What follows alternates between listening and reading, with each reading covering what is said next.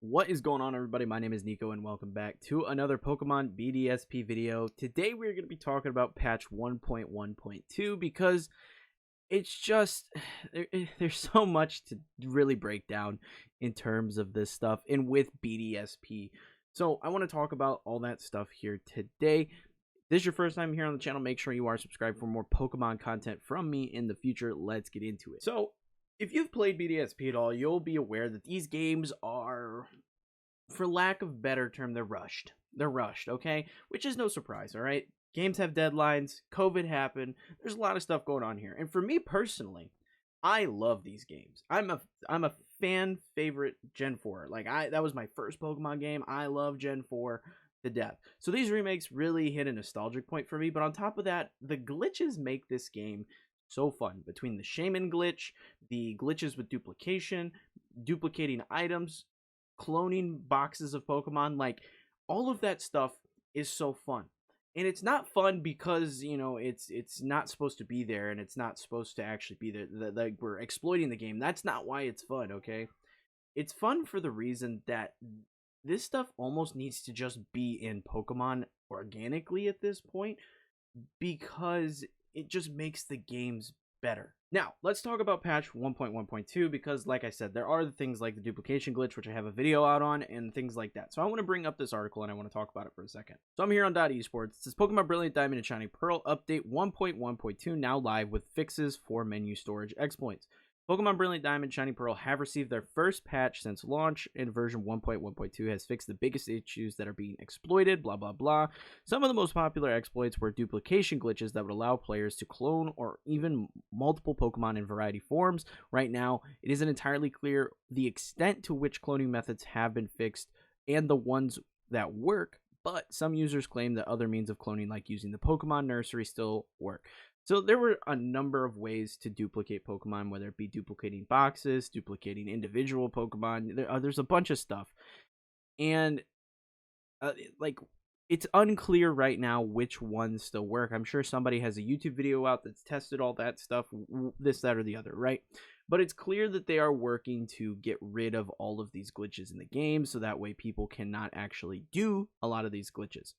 This latest update also reportedly removed the glitch that would allow players to reach and capture the mythical Pokemon Shaman without the event currently being live in the game. So, if you don't want any of these potential fixes, don't update your game. Turn off auto update. Don't update that. I don't plan to update my Pokemon Pearl game. I plan to update Diamond, which is my main save, but not my Pokemon Pearl. The only issue is if you don't update, you can't trade even locally, so there is that to consider. There's just an overarching theme with this particular thing, okay? And I want to talk about that. I want to break it down. So I'm just going to continue my shiny hunt while we talk about this. So the big thing about all of this is that, you know, people were using these exploits. I myself have duplicated Pokemon, and the reason isn't because I want to, like, break the game, and I don't want to play the game. But the way I play the game, whether it be shiny hunting or whether it be competitive Pokemon, is very grindy, and I like the grind for shiny hunting specifically, because shiny hunting, you know, that's kind of the reward, is getting the shiny after, you know, grinding for so long.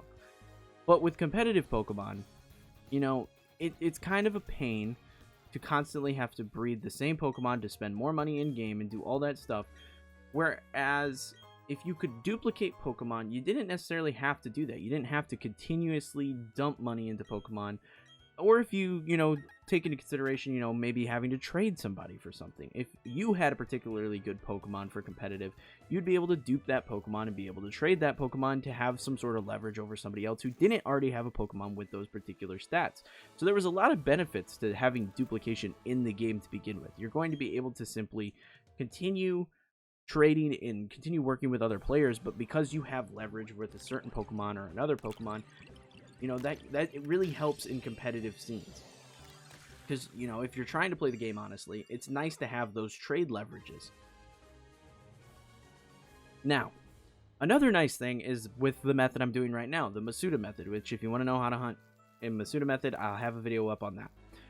But is Masuda method, because you have to get a foreign Pokemon. A foreign Ditto is the key item that you're looking for. So, for example, I got a foreign Ditto. and I went in and I duped that Ditto and gave it to all my friends who needed a foreign Ditto.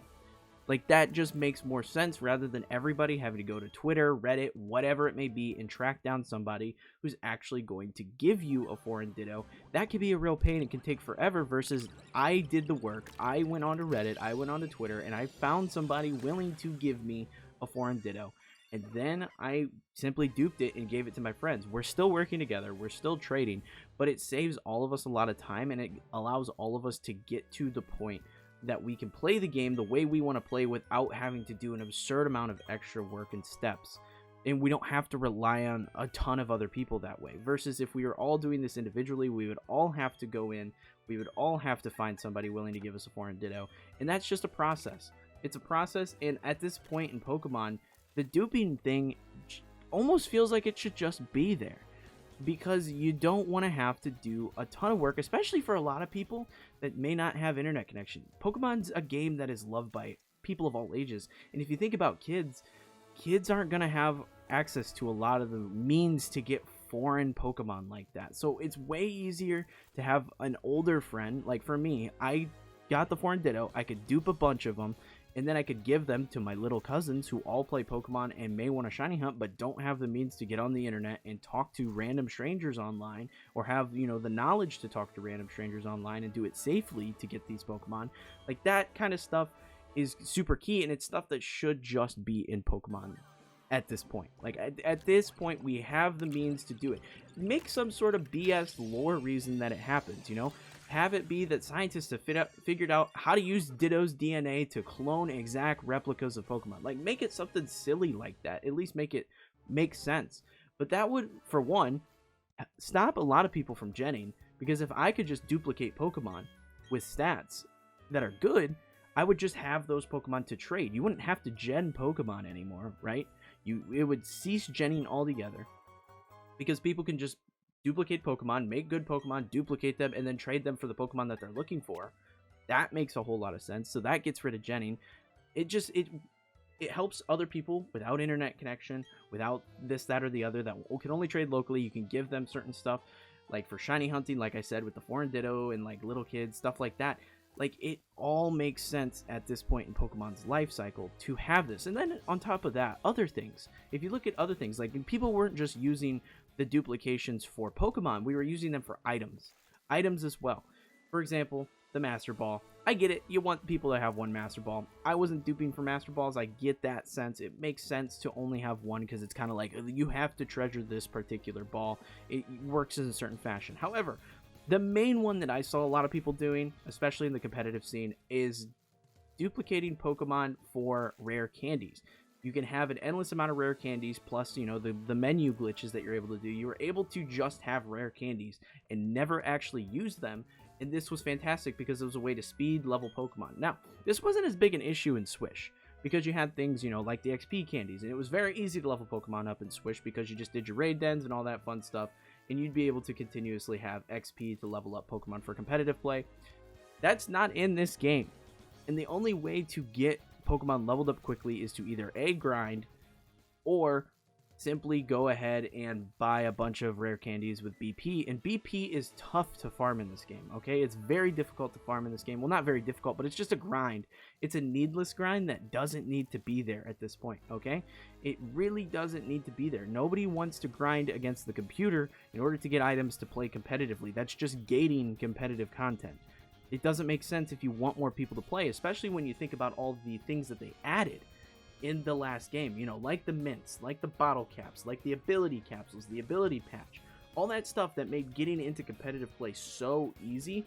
It has been brought over to this game, but they've gated it behind the battle tower in the battle point system, and it makes it impossible for you to actually want to grind and get naturally occurring Pokemon. It's way easier to just gen Pokemon and use them that way than grind in game, even if right now you have to wait half an hour on certain bots. Like, I'll admit, I've looked into it. I'm aware of the bots that do it, right? People that are waiting even a half an hour to get Pokemon from a bot, it's way easier than going and grinding the battle tower. Because you can, while you're waiting on that bot, you can still be playing Pokemon and doing the stuff you want to do, like shiny hunting or whatever it may be. So there's just, it doesn't make sense to not have easier ways to acquire this item. Put it behind a money thing, a actual in-game money, not battle points, money. Like if I go to my trainer card, my 9,000 Poké Dollars right there should be able to buy me mints, bottle caps, whatever I need, right? Because there are ways to farm money in game that are far faster than farming battle points, especially because farming battle points requires a certain level of skill. And again, they did not move the competitive scene over to this game, which I think was a big mistake to begin with. However, they didn't move the competitive scene to this game, so there's no way to earn battle points by battling competitively in this game like there was in Swish. If you played Swish, you got to, you know, whatever rank you got to, I always hit Master Ball, that's 500 BP.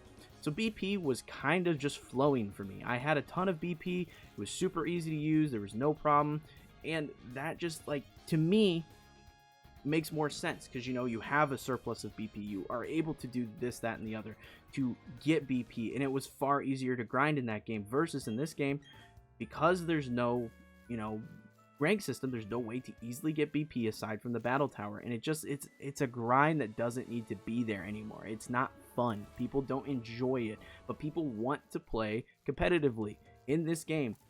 So for me, I get it. It's kind of nice to see a change of pace where Pokemon actually patches their games, but they're patching it for the wrong stuff. Patch stuff like my Torterra blocks my path while I'm trying to walk.